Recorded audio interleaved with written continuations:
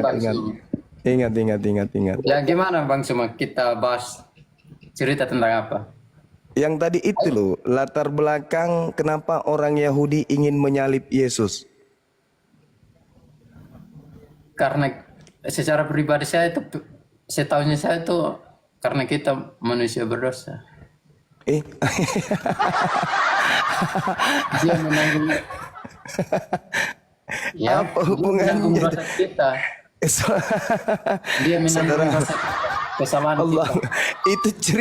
itu cerita yang dibangun oleh Nabi Paulus. Ini Nabi Siapa? Paulus itu menulis, nanti Nabi Paulus itu nulisnya di tahun 52. Di Ini mana? kejadian. Ini Di mana kejadian. ayatnya itu kalau Paulus itu menulis itu? Ya, di mana ada campur tangannya Paulus pada saat kejadian penyaliban? Dah, Tak ada. iya.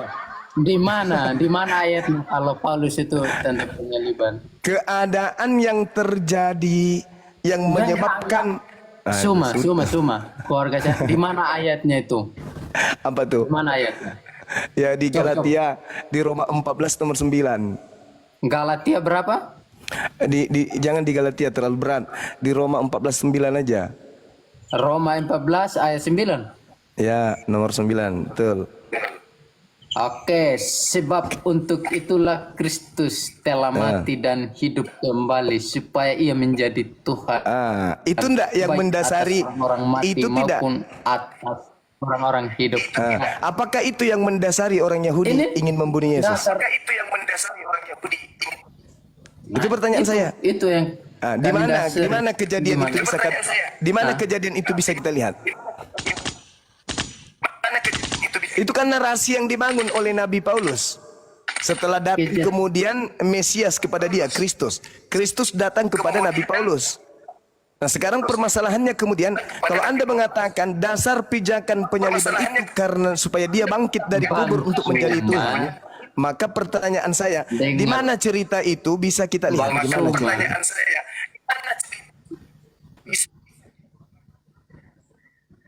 Di mana cerita itu bisa kita baca di Bible bahwa orang-orang sepakat membunuh Yesus supaya Yesus Bukan Nabi mati. Paulus ini, Bang Suma. Suara Bang Bertu kurang jadi apa? Bang Suma, Double.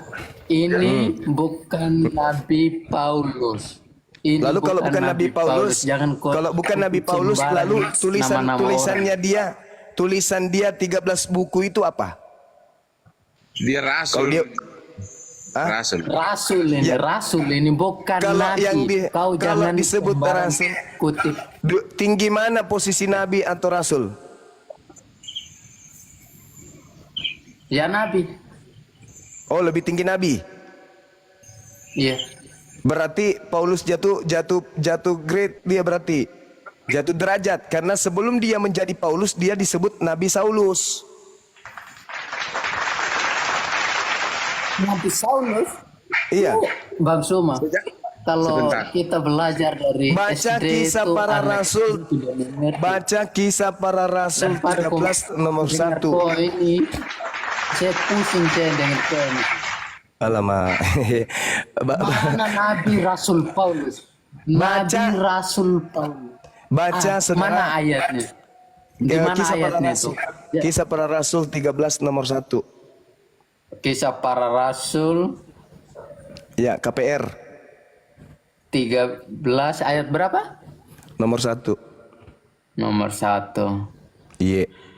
Pada waktu itu dalam jemaat di Antioquia ada beberapa nabi dan pengajar, yaitu Barnabas dan disebut Niger dan Lukius orang Kirene Dan dan Menahem yang diasuh Dan? bersama dengan raja wilayah Herodes dan Dan? Saulus. Nabi enggak? Terus Ya Nabi kan? mana kata Paulus ini? Lah itu Saulus, makanya aku bilang sebelum dia berganti nama menjadi Paulus, dia adalah nabi. Bukan satu saja Paulus, bukan satu saja Saulus di sini. Saulus Pokok yang di batu Antioquia. semua. Ada nggak orang yang di Antioquia bernama Saulus selain Paulus? Ada nggak? Bang Suma ini tidak akan mungkin di Indonesia ini hanya kau saja yang nama Suma, banyak yang nama Suma atau berbeda-beda nama. Oh, jadi Anda sudah akui ada yang bernama Nabi Saulus. Anda sudah akui. Nggak ada Nabi Saulus, nggak Lah ada. yang tadi KPR 13 nomor 1 apa itu? Yang mana itu? Yang tadi barusan Anda baca? Yang Matius. Yang KPR Kisah para rasul 13 nomor tadi maksudnya dia. Yang mana KPR itu? 1. Kisah para KPR. rasul maksud dia. Kisah para rasul tadi maksudnya. Kisah para Rasul berapa? 13 nomor 1. Iya, saya sudah tahu. Gimana Di situ maksudnya Anda? di situ disebut nabi kok.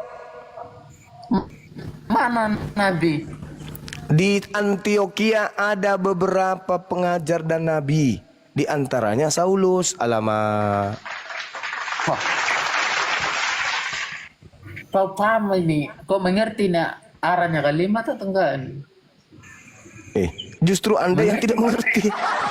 Anda yang tidak mengerti. Di situ tertulis nabi, Anda jadi bingung. Di mana? Tertulis di mana? Apa? Anda mau ke mana? Dari mana?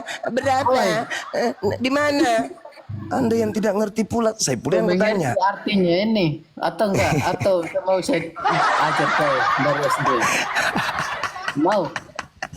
Saulus di situ masuk deretan apa? Deretan penjual bakso atau nabi? Sesuai dengan KPR di situ. Masuk namanya daftar nabi atau masuk daftar penjual saus kecap? Suma ini. Lama. Kami dikatakan Rasul Paulus. Tahu lagi Nabi Suma. Bisa-bisa kok Nabi Suma lagi. Tertulis begitu kawan. Inilah susahnya kalian ini. Iya, iya. Ada Kau ini tertulis. gimana logikanya ini? Ada Katanya punya akal tapi nggak punya akal ini. Nggak Ini punya otak ini Suma ini. Ganti Gimana? topik lain. Saya bingung dengan Suma ini. Nanti topik lain sudah. Bang izin. Bang Juma. Izin Bang Juma. Iya kawan iya. Aduh. Oke, gini. Aduh. Saya kemarin kan nonton itu yang sama Pak Bom, Bro Iya, Dr. No. Nah, kenapa konsep teologi maling itu dibahas? Pikirannya dari mana waktu itu? Pak Bom yang minta. Pak Ya, Bom saya yang minta. Saya akui kalau Anda berdebat bisa menarasikan kata demi kata, tetapi yang saya bingung tentang kitab Anda itu loncat-loncat, Bang. Di mana itu? Coba. Maksudnya gini saudara. Ada sebuah HP milik Yahudi. Merek HP itu Samsung A2. Ketika Anda menuduh saya mencuri HP itu, ternyata di tangan saya nggak ada. Tapi HP itu Samsung A2 ada di tangan Kristen. Siapa yang pencuri sekarang? Ada loginya Loh, bukan gitu. Gini loh. Bagaimana saudara Anda mengatakan bukan begitu? Coba, bagaimana Anda bisa mengatakan? Karena kan di dalam kitab Anda Iya. mengutip ayat-ayat mengakui Abrahamik tetapi tidak mempercayai sepenuhnya apa yang terjadi di dalam Torah atau Taurat atau Injil. Gimana? Parah ini, lebih parah dari bom ini. Bukan soal parah. ini Pemahaman kawan-kawan muslim itu loh, Bang. Loh, ini kan kita berbicara mengenai siapa yang mencuri kitabnya Yahudi, kawan. Bereshit, Shemot, Wayikra, kemudian Wamibrar, kemudian Devarim. 5 pokok hukum yang ada di kitabnya Yahudi, ada di kitabnya Kristen. Itu saya kasih analogi tadi. Ketika HP merek Yahudi punya adalah Samsung A1, dicari di tanganku nggak ada, tapi ternyata ada di tangan Kristen. Siapa yang ngambil barangnya? Orang Yahudi. Saya atau kalian?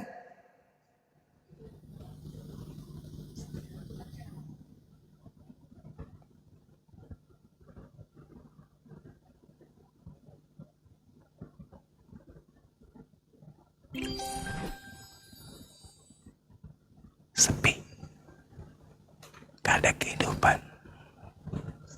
Jantung berhenti berdetak. Bacot Gruda, bacot. Gimana? Tuh komentari mau dilanjutkan?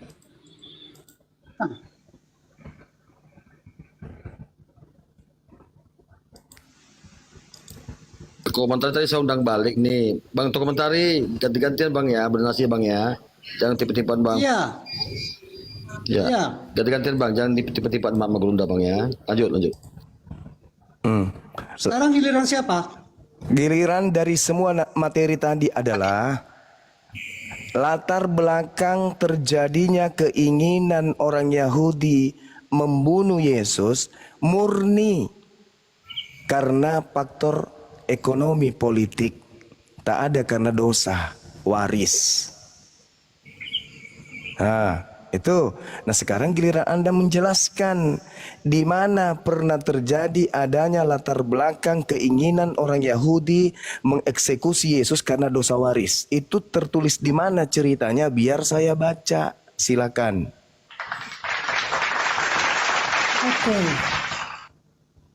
Sebelumnya saya sedang berdiskusi dengan Ustadz Tahta tentang tuduhan Yesus disalib. Kalau keinginan orang Yahudi supaya Yesus itu dibunuh ya karena mereka takut kehilangan pekerjaan. Karena orang banyak yang percaya kepada Yesus, jadi mereka berencana membunuh Yesus. Terus ketika untuk membunuh Yesus supaya Yesus dihukum mati karena ada tuduhan yang saya sedang jelaskan tuduhannya apa? Mereka mengumpulkan saksi-saksi palsu dan tuduhan-tuduhan palsu supaya bisa Yesus dihukum mati. Tapi mereka tidak mendapatkannya. Sampai pada akhirnya mereka mendapatkan satu tuduhan yang kuat, yaitu Yesus menghujat Sang Ilahi. Itu tuduhannya. Kalau tentang di mana orang Yahudi percaya Yesus mati untuk dosa waris, tadi saya bilang itu sama dengan Anda bertanya, di mana para ahli Taurat percaya Yesus Mesias? Tidak ada, karena mereka tidak percaya. Tapi isi dari kitab Perjanjian Baru itu Yesus untuk menebus manusia dari dosa. Seperti tertulis di dalam Matius 20 ayat 28, nyawa Yesus menjadi tebusan bagi banyak orang. Di situ dikatakan begitu. Di dalam Matius 1 ayat 21, di situ dikatakan Yesus yang akan menyelamatkan umatnya dari dosa mereka. Di dalam Lukas 2 ayat 11, di situ dikatakan hari ini telah lahir bagimu juru selamat, yang berarti yang menyelamatkan tuh juru selamat, yaitu Kristus, Tuhan di kota Daud. Di dalam Yohanes 1 ayat 29, di situ dikatakan lihatlah anak domba Sang Ilahi yang menghapus dosa dunia. Tapi saya lebih tertarik latar belakang setelah mereka kemudian melakukan kesaksian palsu bla bla bla bla bla bla bla bla bla dan kemudian jatuh hukuman mati. Latar belakang mereka melakukan kesaksian palsu agar Yesus dibunuh ini murni karena faktor ekonomi politik. Yang saya tanya kepada saudara, kejadian yang muncul bahwa mereka ingin membunuh karena dosa waris itu tertulis di mana biar saya baca. Kalau yang Anda katakan tadi di dalam Matius, di dalam Lukas, karena darahnya, dia dosanya, Anda tebusnya, Anda menyamnya, itu kan konsep yang muncul belakangan yang tidak melatar belakangi pembunuhan, kawan. Apapun bisa terjadi. Yesus mati karena utang kita. Yesus mati karena janda. Apapun boleh dinarasikan setelahnya. Ini yang sedang kita bangun adalah kerangka berpikir praktis. Apa yang menyebabkan kemudian orang Yahudi sebagai tuan rumah ingin membunuh Yesus. Itu kawan, itu. Kesaksian palsu, yes. Tipu muslihat, yes. Al-Quran saya juga mengatakan itu. Wa makaru wa makarallah. Quran saya menegaskan malah.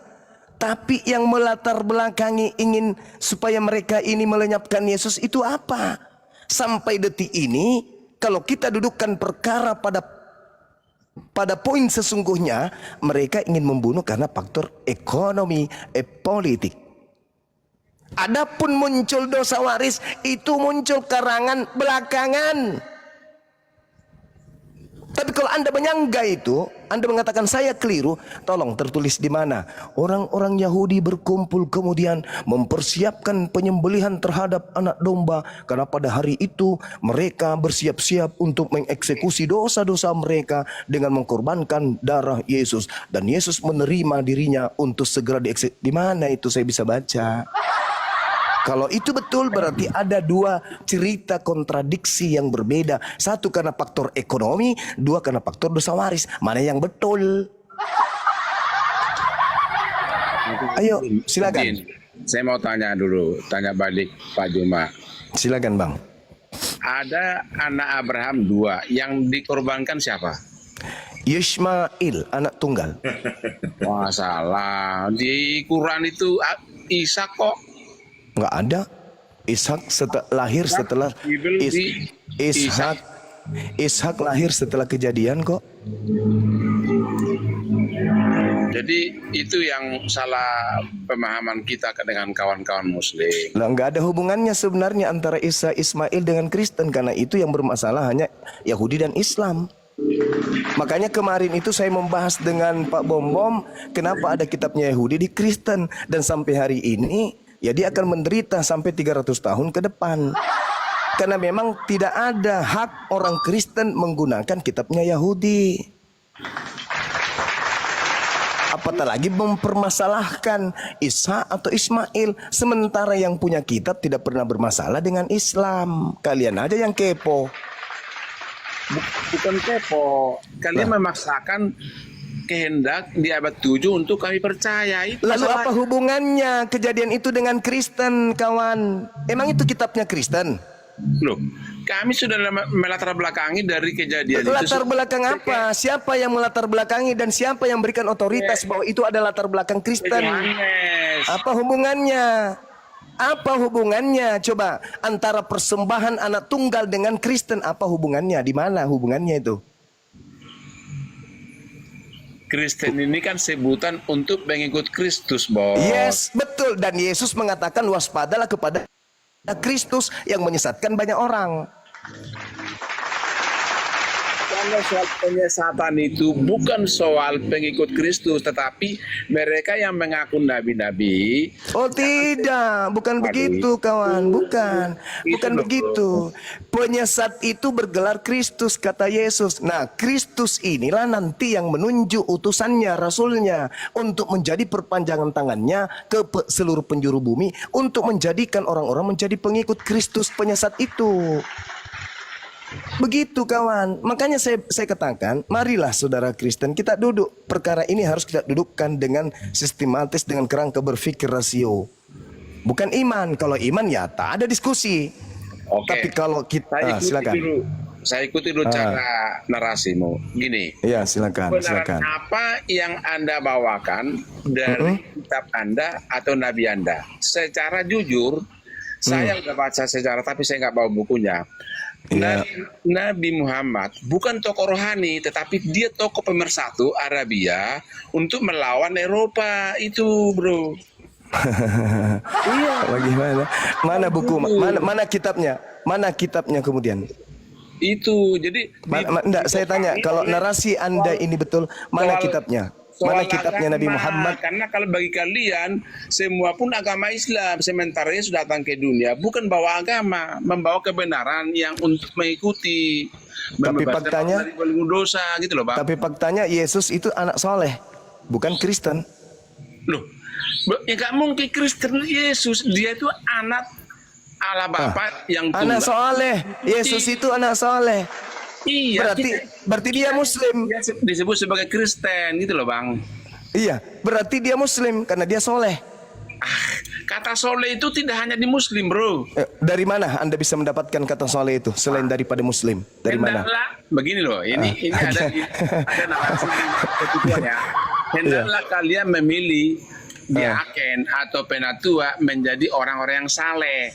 Nah, soleh ini dalam bahasa Yunaninya apa? Ya, kita bahasa Indonesia aja lah, kata Ya, saleh. soleh itu bukan bahasa Indonesia. Gimana ini kawan saya ini? Jangan kata-kata aja yang dibahas, bro. Loh, bukan. Ini sebuah kata, ini cerminan daripada identitas Yesus. Ketika Definisinya Yesus aja, makna bukan daripada kawan. manusia itu. Nah, ini susahnya kalau sesuatu yang penting Anda sederhanakan, sesuatu yang sederhana Anda pentingkan. Ini bahayanya ini. Ini bahaya kalau orang beriman tanpa akal yang gini jadinya. Jadi semuanya serba akal-akalan, kawan. Oke, udah saya ikuti ya. Tunjukkan kepada saya yang Anda ikuti dari teladan rohani ya. Kita bicara rohani, kita bicara agama, itu kan rohani, bukan peperangan loh, bro. Ya. Rohani Jadi yang dibawakan Nabi Anda. Allahu Karena itu Akbar. tidak setara dengan Yesus kami. Itu bahkan Rasul Paulus pun tidak setara 12 murid yang dimateraikan Tuhan Yesus untuk menjadi rasul. Bukan, itu loh, Pak. Ini persis saya. Kalau saya salah, maaf. Oke. Kalau Anda berbicara mengenai rohani, itu berbicara dua unsur di dalam kehidupan manusia, jasad dan roh. Dalam ibadahnya umat Islam, kehidupan itu manusia, jasad bukan dan hanya roh. Sebatas ruh saja, tapi juga jasmani. Jasmani dan rohani ini. Tapi juga kenapa lagi nih gantungan kunci ini satu ini. Ya, jadi Islam itulah agama yang melibatkan hati, kalbu dan pikiran. Berbeda dengan Kristen. Justru Kristen itu tidak menggunakan kemudian sifat kalbu hati yang bersifat gaib dalam dirinya. Coba, kalau Anda ingin membuktikan itu, kita lihat tata cara kita beribadah. Ayo, kami sholat melibatkan khusyuk dalam beribadah. Khusyuk itu adalah cerminan yang terbias daripada akal dan wahyu dan kalbu. Sehingga apa yang digerakkan oleh tubuh dituntun oleh perintah dari sang yang maha kuasa. Salat ada perintahnya. Hati tunduk berserah diri, jiwa tunduk berserah diri. Kami andai saja mau tidak melibatkan rohani, umat Islam mana yang mau tunduk tengah malam bangun sujud minimal 5 kali sehari semalam? Itu karena rohani mampu menundukkan jasad. Kalau Anda rohani Anda mampu tidak menundukkan jasad Anda? Sekali seminggu aja mungkin susah buat Anda. Tapi kalau kami sujud sehari penuh, jasad tunduk pada perintah rohani kami. Satu-satunya agama yang tidak memiliki prosesi dari Tuhan cuman Kristen. Artinya rohani kalian tidak mampu menundukkan jasmani kalian. Justru jasmani kalian yang menundukkan rohani kalian. Apa buktinya? Tak ada yang haram di Kristen. Tepuk tangan untuk itu. Apa yang haram di Kristen? Apa ini? Mana? Mengawini lebih dari satu istri ya haram. Mana dalilnya? Istri orang haram. Mana dalilnya? Mana dalil? Bro. Mana dalil? Mana dalil? Kalau Sebentar. iman tanpa akal, kambing pun bisa. Ini iman tanpa akal, monyet pun bisa. Anda berbicara, kucing pun bisa ngomong. Tapi kalau tanpa akal, mana dalil?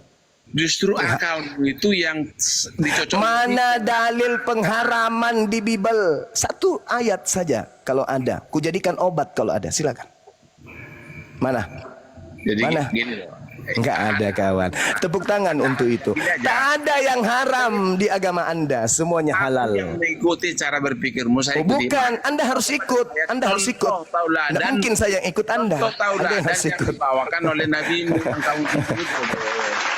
Contoh apa? Umat Islam sangat bangga. Kenapa? Orang Kristen ikut-ikutan ke Islam-Islaman. Oh tidak. Oh tidak. Oh tidak. Oh no, tidak katanya. Tidak No. katanya. Nah, sekarang kalau Anda mengatakan tidak ikut kepada Islam, sekarang ketika kemudian Anda mengatakan Anda tidak ikut kepada Islam, di mana Anda bisa mengambil kata Alkitab selain dari Islam? Itu soal kata sebutan. Inilah yang saya katakan. Jangankan soal Anda offside. Inilah saudara.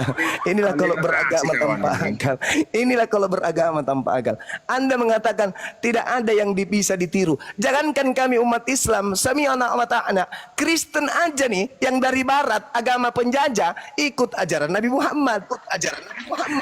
Gimana ini kawan-kawan? Itu liturgis bro. Liturgis itu bro. Loh, dari hal sepele ini aja kalian ngikut, apalagi yang lain. Ya kan? Anda nggak sadar itu. Maksudnya apakah sholat yang dimaksud Bang Juma kah? Sholat sistem sholatnya kah? Tidak, apapun itu. Apapun itu. Sekarang coba Anda bandingkan. Coba Anda bandingkan kehidupan orang Kristen di barat dengan kehidupan orang Kristen di Indonesia yang mayoritas. Keislam-islaman bukan Anda? Ketika kalian berbicara, Masya Allah, Subhanallah, Alhamdulillah, Allahu Akbar. Kami nggak ikut-ikutan, halilintar, haleluya. Nggak ada kayak gitu-gitu, nggak ada. Kalian mengikut kepada ajaran Nabi Muhammad Sallallahu Alaihi Wasallam.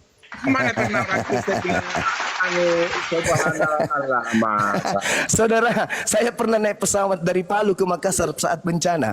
Ada orang di samping saya, cuman pakai baju dalaman perempuan, ya, rambutnya keriting, salibnya besar sekali tuh, kayak telunjuk kiri kanan tuh di belakang muka. Begitu ada guncangan, apa teriakannya kemudian? Allahu Akbar. Coba. 1 juta itu, bro. Udahlah kawan, kita diskusi yang santai-santai. Ya, yang lain aja. Yang saya maksud ini loh. Pandai soal baca isi-isi atau ayat-ayat. Yang saya maksud begini Bang Zuma. Saya jujur aja pengagum Anda. Hanya yang saya maksud. Ya, Masya Allah. Jangan bohongi hatimu kepada apa yang Anda baca. Kok saya bohongi hatiku, gimana ini ya? Ya gimana kawan? Masih mau membahas tentang kitabnya Yahudi yang Anda ambil atau gimana ini? Enggak usah. Saya Enggak usah. Soal apa itu? Kitab suci ini. Bertuhan aja. Bicara Atau bertuhan membahas aja. latar belakang Yesus disalib menurut tuan rumah atau apa? Konsep bertuhan aja. Ya, konsep bertuhan. Banyak yang kita bahas ini, apalagi Bang Juma, semua dilawan Bang Juma. Kenapa aja Bang Juma berdalih? Ya, konsep bertuhan, oke. Konsep bertuhan. Kalau menurut Yesus, Tuhan itu Anda nggak serupa dengan makhluk. Sang sumber itu yang tak hampir itu digantikan oleh Yesus supaya kita sampai kepada Dia. Itu intinya yang saya tahu. Yang saya tanya Yesusnya, kawan. Saya nggak mau itu yang dibawakan Yesus. Menurut Yesus, yang mengutus Dia itu bisa nggak serupa dengan makhluk?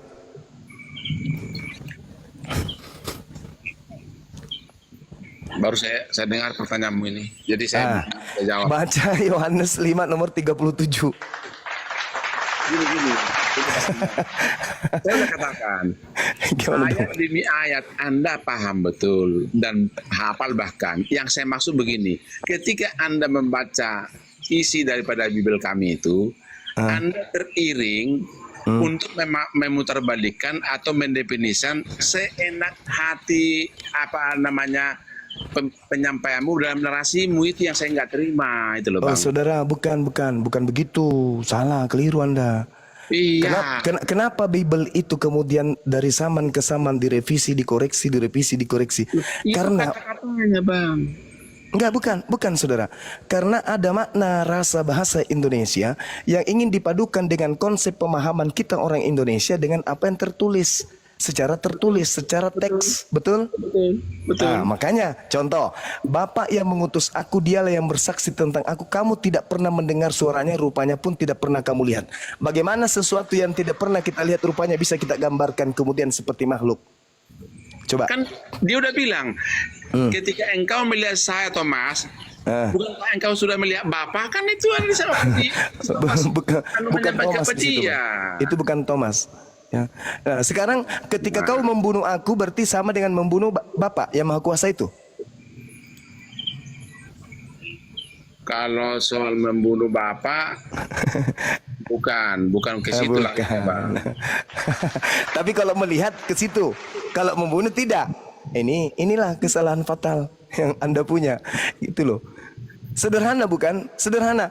Cuman saudara Kristen itu sudah terikat doktrin. Kita selamat, kita anak Tuhan, pokoknya kita dijamin. Itu. Tapi Anda lupa untuk mempelajari Bible. Ketika umat Islam mendalami Bible, kaget. Ternyata ini loh isi kandungan Bible itu yang selama ini tidak diurai oleh pastor dan pendeta kepada kita.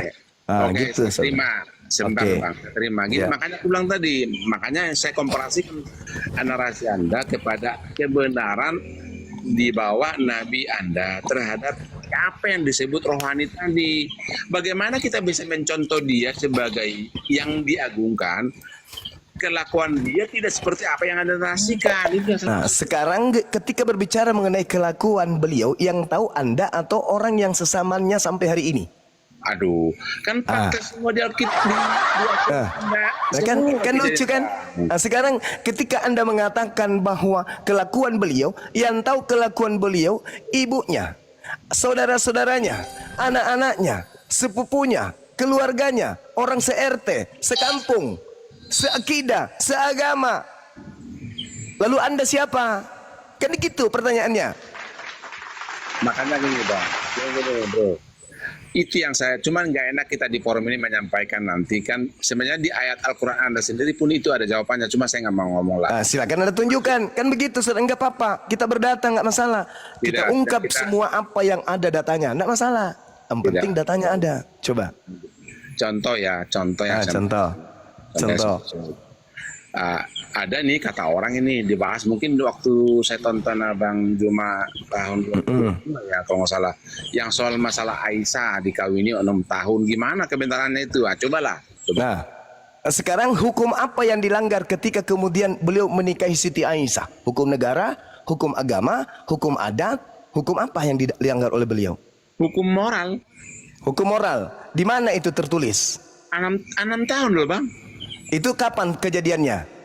Lah justru itu makanya coba bahas sendirilah itu. Ya inilah lucunya saudara saya Kristen. Oke saudara. Oke. Anda tenangkan pikiran saudara. Oke. Anda mengatakan itu berbicara mengenai moral. Ukuran sekarang. 50 tahun yang lalu banyak nenek-nenek kita nih yang belum tamat SD sudah menikah. Berbicara mengenai moral, bagaimana kemudian ketika orang Arab yang hidup di padang gurun, bukan di Indonesia tapi di Arab, padang gurun, padang pasir, di mana di sana ontah, binatang yang bisa hidup tanpa air sekalipun, mereka punya fisik kuat. Usia 6 tahun dinikahi, serumah usia 9 tahun. Anak-anak Indonesia sekarang usia 9 tahun itu masih sudah banyak yang haid, apalagi 1400 tahun yang silam. Dan hal itu yang terjadi kemudian tidak boleh diukur dengan kacamata kita hari ini. Kenapa?